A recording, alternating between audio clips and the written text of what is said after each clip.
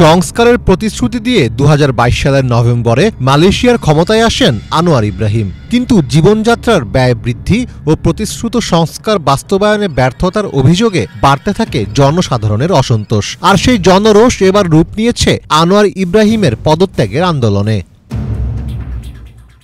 ২৬ জুলাই মালয়েশিয়ার রাজধানী কুয়ালালামপুরে রাস্তায় নেমে আসেন হাজারো মানুষ। বিক্ষোভকারীদের বেশিরভাগই কালো টি শার্ট ও মাথায় তরুণ আনোয়ার লেখা ব্যান্ডানা পরেছিলেন, যার অর্থ সরে দাঁড়াও আনোয়ার। ২০২২ সালে আনোয়ার ইব্রাহিম ক্ষমতায় আসার পর থেকে এটিই ছিল প্রথম বড় জনসমাবেশ।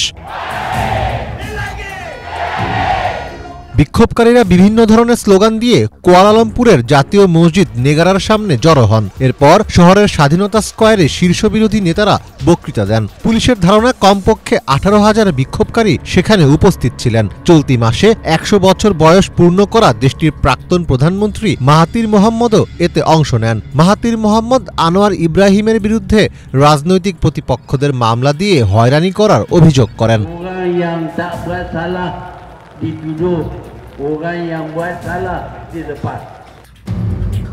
আনোয়ার ইব্রাহিম দুর্নীতি, স্বজনপ্রীতি ও গোষ্ঠীপ্রীতির বিরুদ্ধে লড়াই এবং রাজনৈতিক সংস্কারের প্রতিশ্রুতি দিয়ে প্রধানমন্ত্রী হন। কিন্তু বিরোধীদের অভিযোগ তিনি কেবলই আশ্বাস দিয়ে যাচ্ছেন, বাস্তবে কিছুই করছেন না। বিক্ষোভকারীরা মনে করেন আনোয়ার তার প্রতিশ্রুত সংস্কার ও স্বচ্ছতা বাস্তবায়ন করতে ব্যর্থ হয়েছেন।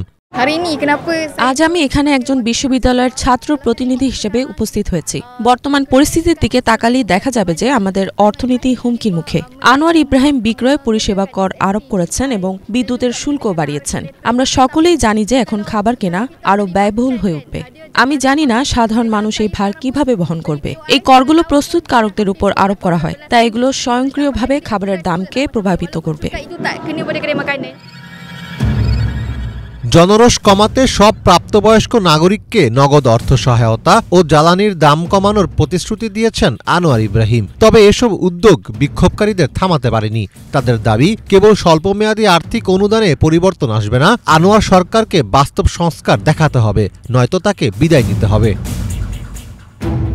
আনোয়ার ইব্রাহিম গত প্রায় ৩ বছর ধরে মালয়েশিয়ার প্রধানমন্ত্রীর দায়িত্ব পালন করছেন। তার মেয়াদকালে দেশটিতে নজিরবিহীন অর্থনৈতিক সংকট সৃষ্টি হয়েছে। এছাড়া সম্প্রতি সরকার ঘনিষ্ঠ কয়েকজনের বিরুদ্ধে ওঠা দুর্নীতির অভিযোগ প্রত্যাহার করে নেওয়ার পর আনোয়ার ইব্রাহিমের বিরুদ্ধে বিচার বিভাগে হস্তক্ষেপের অভিযোগ উঠেছে। দলীয় নেতাদের বিরুদ্ধে দুর্নীতির অভিযোগ হঠাৎ বন্ধ করার ইস্যুতে আনোয়ার ইব্রাহিমের দুর্নীতি বিরোধী প্রতিশ্রুতিও প্রশ্নের মুখে পড়েছে। বিশেষ করে সহপ্রধানমন্ত্রী আহমদ জাম্বিদ হামিদের ৪৭টি মামলা হঠাৎ বন্ধ হওয়ায় সরকারের অভ্যন্তরেই সমালোচনার মুখোমুখি হন তিনি। সম্প্রতি মেরডেকো সেন্টার ফর অপিনিয়ন রিসার্চ কর্তৃক পরিচালিত একটি সমীক্ষায় দেখা গেছে মালয়েশিয়ার ৫৫% ভোটার আনোয়ার ইব্রাহিমের কাজের প্রতি সন্তুষ্ট। তবে রাজনৈতিক নেতাদের সমর্থন এবং জনগণের ব্যাপক অংশগ্রহণ মালয়েশিয়ার সরকার বিরোধী এই চলমান আন্দোলনের ক্ষমতাকে শক্তিশালী করেছে, যা ভবিষ্যতে বড় ধরনের রাজনৈতিক পরিবর্তনের পথ সুগম করতে পারে।